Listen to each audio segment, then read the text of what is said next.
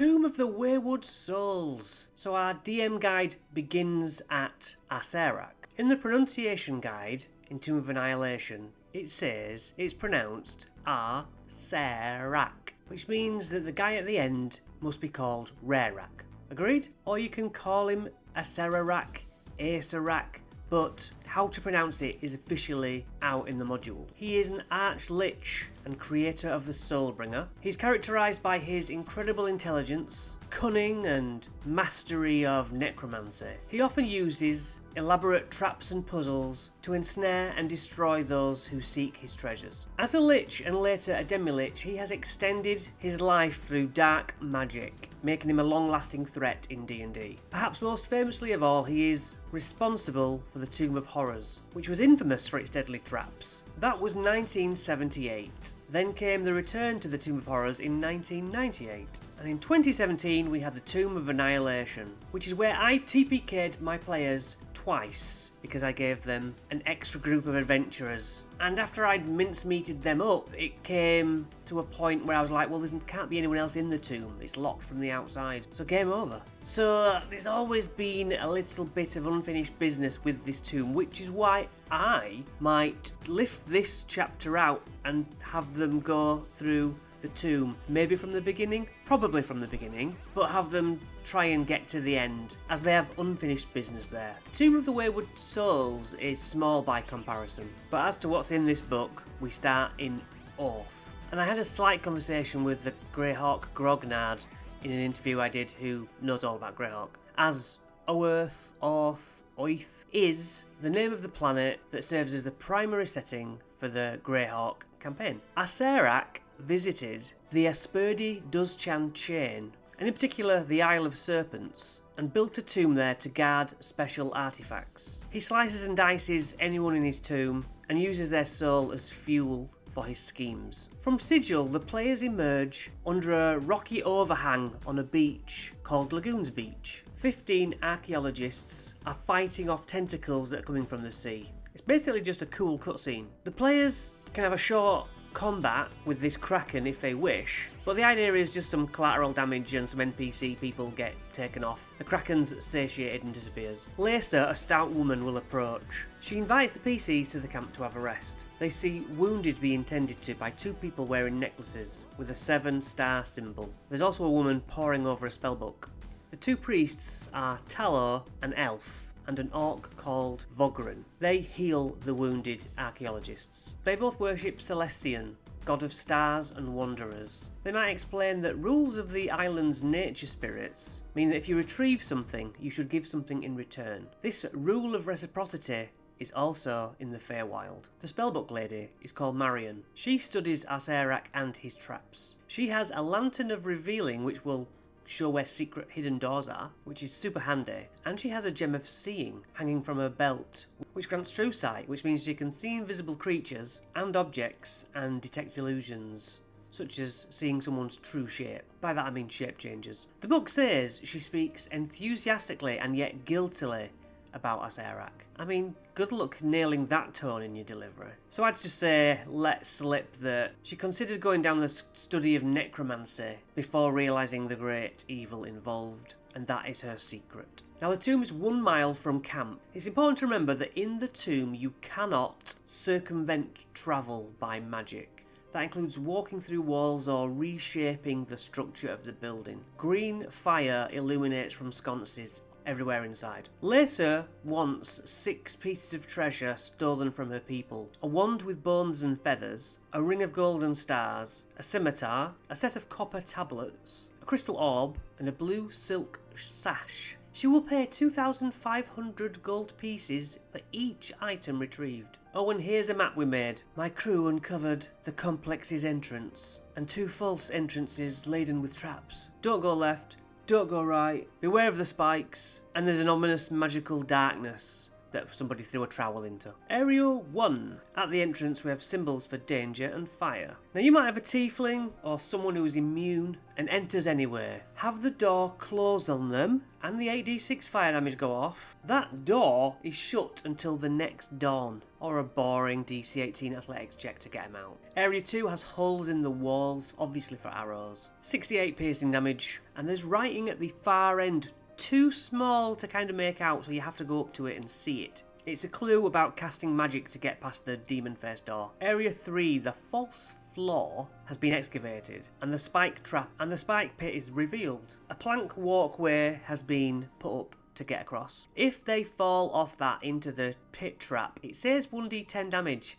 At this level, I don't think they're going to care about that. But anyone who ends up down there notices there's a little bit of a secret door to Area 5. Area 4 though, a devil's face mosaic is next to a door. The eyes of the mosaic are white and it has a open mouth 10 foot wide of magical darkness. You go in the mouth, you end up in the granite juggernaut room. However, the door here requires a leveled spell to be cast. No cantrips allowed. Have the white eyes go 6 levels of green, 6 shades if you know what I mean. Then the door opens. So 6 levels of magic in total. Okay, Area 5. We have cups and tankards, and I would say the cups are half pints, the tankards are full pints. There's 7 casks with taps on it like in the picture, and they're all set into the wall. The floor is made of wooden planks. In celestial writing is a riddle clue. Here's what the effects are. You can drink any amount of the green star. It's DC 20, 5d8 necrotic. You have to drink a pint full, at least, of the blue square, and that will cause basically potion of diminution. You become half your size and weight. The green crescent moon, you have to drink at least a pint. It works as an elixir of health. Cures diseases, blindness, deafened and paralysed and poisoned, so that's quite useful. You have to drink a pint of the red square, potion of gaseous form. You're a misty cloud that moves 10 feet. You can't talk or attack or fall or use an action or use objects, and it's a bonus action to call it off. You have to drink a pint of the blue circle cask. That's potion of growth. You double in size and weight. Now this room is 20 feet high and the tunnels are 10 feet high. Of the green circle cask, you drink any amount. It's toxic, DC 25 con, or you're poisoned for an hour. Any of the red star drank, it's DC 20 con and you're paralysed for an hour. Now some of these fix the others, but they have to sink through the floorboards to reach Area 8 below, which is a foggy room, or go back to the door in Area 6. Now bear in mind, if you shrink yourself and you are that big, to drink a pint of that is going to be no easy feat. Area 6. The walls here glisten with colourful gems. Beneath the statue it says, "This wave is green." Notice there's a door to the south which is unopenable. Do they notice the hidden door in the north? Now there's a small slot for a gem in the base of the statue. Upon examination, a DC 20 investigation. They can spot an emerald among many worthless kind of glass crystals. When anyone so much as touches a different worthless gem, it's a DC 20 dex save or 6d10 cold damage. Now the crystals are varied in colour, so even all the green ones are different greens, so you have to make a DC 16 Arcana to find it, I think, or to recognise it, and that might jog your memory that emeralds are used to contain water elementals, and this one does, hence the watery wave flew. So do they now have a pocket grenade with a water elemental in it? Or does it stay stuck in the divot, which opens the south door? Your decision. Area 7, a skeleton lies in this tunnel with a necromantic necklace. It forces a DC 22 con save for 8d8 necrotic damage. Area 8, this fog-filled room is actually octagonal. The map is self-explanatory. There are 4 exits and 4 portals, which do teleport. In Area 9, they are in a mirage of a forest. Why is this room here? What is its purpose? I do not know. A tree ant named Aberlin, who is the only real thing in this stony room, is being strangled by vines holding him there. 1d8 illusory will-o-wisps hang between the branches. They speak clues. The next challenge is crushing. Move fast. I don't like the move fast bit. Just leave it at the crushing. The master of this tomb longs to be free. Don't steal from the library. We are illusions. The jade serpents crave offerings. That's what it boils down to. In Aberlin's Roots, you can actually find an ebony wand with bones and feathers. And damn, it's a +3 Wand of the War Mage. It requires attunement, but you get that +3 to your spell attack bonus. And you ignore half cover against who you're attacking with it. 10 is an empty room, but it's the best kind. It's 20 feet high, and it drops to 6 inches above the floor. 6 inches? This happens for 10 rounds, 1 minute. They roll initiative. On initiative 20, the ceiling slams them down to the floor. Well, you know, it stops 6 inches above, but realistically, who's going to not take up 6 inches from the floor? DC 20 dex save or 10d10 bludgeoning and you're prone. They get advantage on saves if they are small enough to fit in that gap. Now a large PC, or it says or a small one, can make a DC strength check instead to fully take the 10d10 bludgeoning, saving damage to the party. Area 11 is a triangular altar in the centre of this chamber, and it has chests in niches. Gold, a silver and a lead. There's treasure to take like a dagger, the knock spell scroll and gold, but the rule of reciprocity says you have to give an equal worth gift back in return. They get 1 minute to do this. Maybe put on a real 1 minute timer, but don't tell them why you've done it. Gold chests, 6 swarms of poisonous snakes. Silver chest, DC 17 con, 4d8 necrotic. Lead, a death knight. Lovely. Area 12.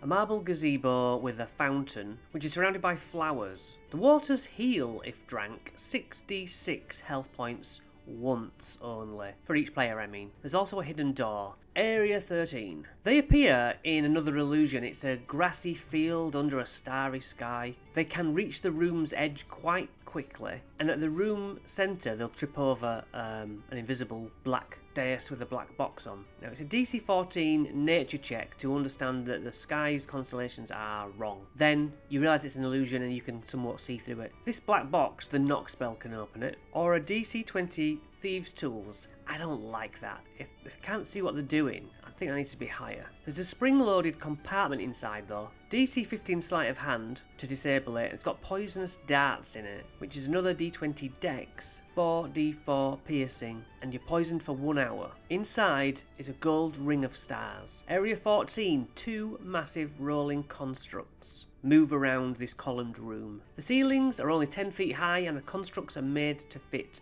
beautifully. There's a hidden door in the north wall which leads its way to a control room of sorts. There they can deactivate the juggernauts. In Area 15 it is a triangular stone covered in runes and a diamond sits on top, flashing red. DC 17 Arcana to decipher the runes, saying what? You just destroy the stone and bag the diamond, don't you? Area 16, a 10-foot deep dive drop into green acid. 66 damage. There's a stone bridge spanning the gap. Air blows north and south to push people off, and if you're flying, you still get the effect. DC 20 dex, you're pushed 5 feet and fall prone, whether you're flying or not you fall. Area 17 is a jade statue of a female with 6 arms and a snaky lower body. 2 alcoves hold 2 large cobras holding jade scales. The statue's eyes glow, it's a marolith, but a construct. And in the alcoves, 2 spirit nagas, but a construct. It's time to make a persuasion of 20 or an offering. Now these can turn friendly if you mention Lacer. A sword is a sword of sharpness, a scimitar. You deal max damage against objects, if that means anything. Attacking a creature gives an extra 14 slashing, and a crit will lop a limb right off. It also sheds bright light to 10 feet, which is kind of cool. But Lacer wants the sword.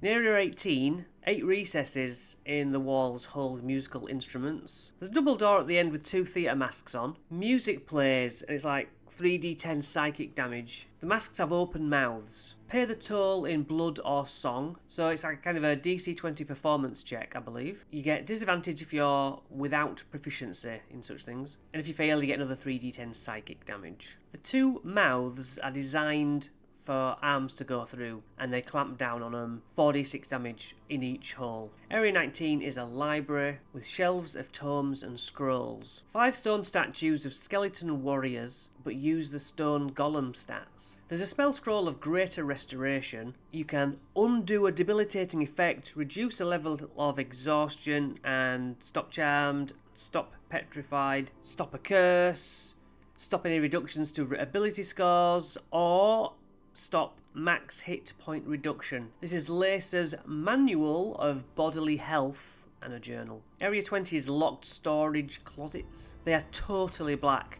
This is a sphere of annihilation. The sphere obliterates all matter that passes through it, and a partial pass in is 4d10 force damage. I would say whatever goes in, like the tip of your finger, the half of your sword, it never comes out. That's it, it's gone forever. 21 is a spooky darkness room also, filled with eerie sounds. DC 18 wisdom or you're frightened. If you are frightened, you take 2d10 psychic. But really it's just an empty room of bookcases, empty bookcases at that. Area 23 is a tiled bridge over a granite vortex. Now it's engraved with 8 different symbols of schools of magic. There is invisible writing before the bridge, that's not very helpful. You must step on evocation symbol, red, or transmutation, orange. If you fall or do something wrong, it's 8d8 force damage, and you can be teleported to the south end or tunnel 19. So have fun constantly damaging them every time they step on a wrong square. It's better just to jump off, I think. Area 23, 3 tall glass cylinders with a dead body in each, stood waist deep in a red powder. Also a wooden desk. Now DC 20 Arcana will show that it's powdered ruby, which are components of Simulacrum. A DC 20 investigation will let you know that the table has a false bottom in the compartment. There's a lightning trap, DC 15 dex, or 4d12 lightning damage. They find Lacer's red quartz crystal ball. In Area 24, the room vanishes. There's a dark ocean with a giant shark below. You're suffocating. DC 18 investigation is necessary to see through the illusion. Now, when I used to play Tomb Raider, or most games that are underwater, I hold my breath when I am playing it, and it's like that. It's like it gets in your head. Even though it's an illusion, you suffocate for realsies. Area 25 is a double door of screaming souls. Nice. There's rotatable circles around a skull engraving. It has draconic letters on it, which is basically the alphabet, and you want to move it to the word die. DC 20, con save or you're unconscious. You're welcome. In Area 26, there's 6 pedestals and they all have Lacer's treasure on top, although they are fakes. There's a black throne in the centre of the room with a very still Acererak in it and a silver door behind. Do you use Acererak or do you use Acererak? We use Strahd, we fight Vecna. Why are we fighting something lesser? Is it really because it's so much harder? I don't know. We'll look at stats, won't we? But if you move within 15 feet of Acererak, he awakens. Now the scene is peppered with the Lich's melancholic tone as he tells them to leave. It can take 3 successful checks to win over Acererak and sort of say, hey dude, we're on your side, you know, you're a prisoner here too. Upon which he will crush his eye gems, severing connection to Acererak. But if he knew how to do this, and he's so sad, why didn't he just do that already? Well, he's meant to be so smitten with Acererak that he just blindly follows. I don't like it. What do you think of it? All I know is that touching the treasure gives necrotic damage, and it can stun the characters. Acererak's keys can be taken or given. He's got a very boring lead one for that false compartment in the table before, and he's got a skeleton key which opens the back door. So you give the treasure back to Lacer. Don't have it like the book says, that Acererak comes out and volunteers to help the archaeologists. It also says he hopes to make a home on the Island of Serpents. I do not want to see him mowing his lawn in his joggers on a Sunday. And with that, it is time to look at the statistics. Now realistically, the Kraken only gets its tentacle attacks, but there's also the fling attack. We don't need to know the hit points of the Kraken because it retreats, but the tentacle attack is plus 17, Its reach is 30 feet, so come on, that's great. Hit average of 20 bludgeoning, and then grapples a character. To fling it, once it's grappled, it can throw it against a solid surface 60 feet, taking 1d6 bludgeoning for every 10 feet, so that's 66. You can always throw a little cheeky lightning storm in there. 3 bolts of lightning, 120 feet. A target makes a DC 23 dex save or takes 22 average lightning damage. Now for Kraken Week, I did do a video about Krakens. You'll find that on my video list. A Treant is AC 16, 138 average health, vulnerable to fire, obviously. 2 slam attacks, plus 10 to hit, 16 average bludgeoning. Can hurl things for plus 10 and it's 28 bludgeoning. The swarm of poisonous snakes is AC 14, 36 average health. Bite is plus 6 for 7 average piercing or 3 average piercing if the swarm is at half hit points. A DC 10 constitution throw is needed or you take 14 poison damage on a fail. A Juicy Death Knight, AC 20, 180 average health. Advantage on saves against spells and other magic. Advantage on saves that turn undead. Spell save DC 18, can do Destructive Wave, Staggering Smite, Banishment, Elemental Weapon, Dispel Magic, Magic Weapon, Command, Searing Smite. It makes 3 longsword attacks, plus 11, 9 average slashing or 10 if two-handed, plus 18 necrotic damage. Or there's the Hellfire Orb, DC 18 dex save, or 35 fire damage and 35 necrotic. Its reaction is great, it adds 6 to its AC on a melee that would have hit it. The Rolling Granite Juggernaut, AC 14, 225 full health. Advantage on saves against magic. Its slam attack, as it's called, is plus 10 to hit you, 11 bludgeoning, and a DC 18 strength save or you're prone. Devastating Roll as a bonus action. When the Juggernaut enters the space of a prone creature, DC 18 dex save or 10d10 bludgeoning. The Marilith is AC 18, 270 health, can move 40 feet, can speak telepathically, has advantage on magic. The Marilith makes 7 attacks, 6 with its longsword and 1 tail, plus 9 to hit on every longsword, 13 average slashing. The tail attack is plus 9, 15 bludgeoning damage, possibly grappled, DC 19, and then it makes an automatic hit with the tail attack. It can teleport and has a reaction of adding 5 to its AC if you're going to wound it. A Spirit Naga is AC 15, 120 health with a speed of 40 again. Spellcaster, Dominate Person, Dimension Door, Lightning Bolt, yes, Whole Person, Charm Person. A bite of plus 7, 7 piercing damage, DC 13 con save, and another 31 poison damage. Stone Golem AC 17, 255 health at full. Immune to any spells that would alter its form. Advantage against saves. 2 slam attacks, which is plus 10, 19 bludgeoning both times, on average. Slow. Targets a person, makes a DC 17 wisdom save. You can't use reactions, your speed is halved, and you can't make more than 1 attack on your turn. Giant Shark is AC 13 with a massive 175 health. Bite is plus 9 for 22 piercing. Alright, the False Lich versus Acererak. Okay, so the False Lich has AC of 18, 273 health at full. It's got some strong saving throws. Legendary resistances 3 a day. It has advantage on those saves anyway. Death Rend melee spell attack plus 14 and 3d10 plus 7 necrotic. Or a Blood Curdling Lament. The False Lich emits a hideous shriek, which is DC 22 wisdom save or frightened.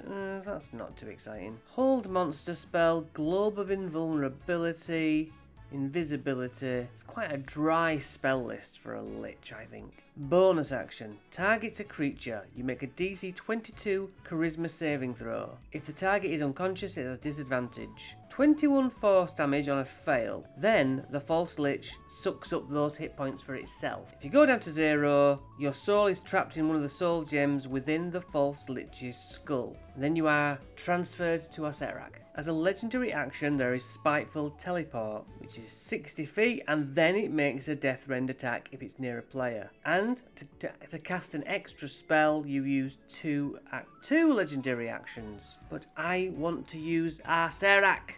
From Tomb of Annihilation, let's see what we've got. Well, Acererak has an AC of 21, which is 3 higher than Rerak.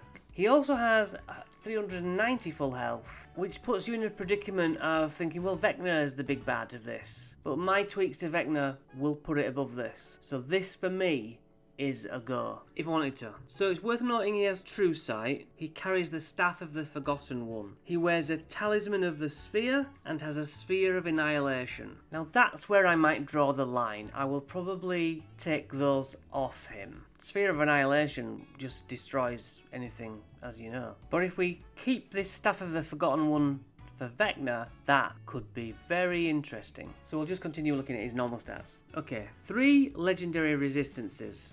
4 I might go with. Power word kill. Finger of Death. Disintegrate. Not as good a spell as you might think. Just a really decent spell list there.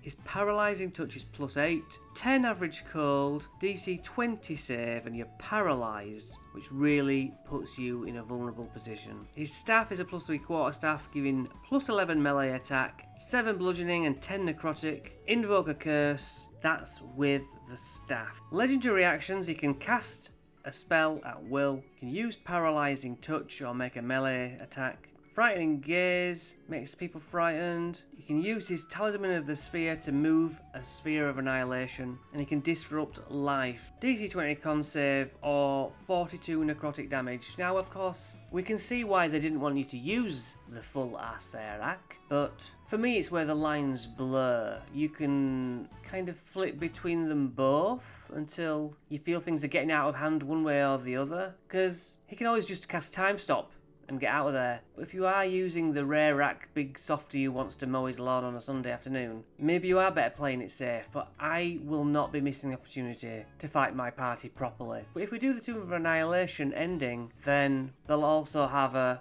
Actually, I shouldn't say that's probably a big spoiler. Another monster instead. And this episode has been quite a straightforward one. Nothing to add other than this next episode seemed on first glance like it might take ages to come out. I apologise for that.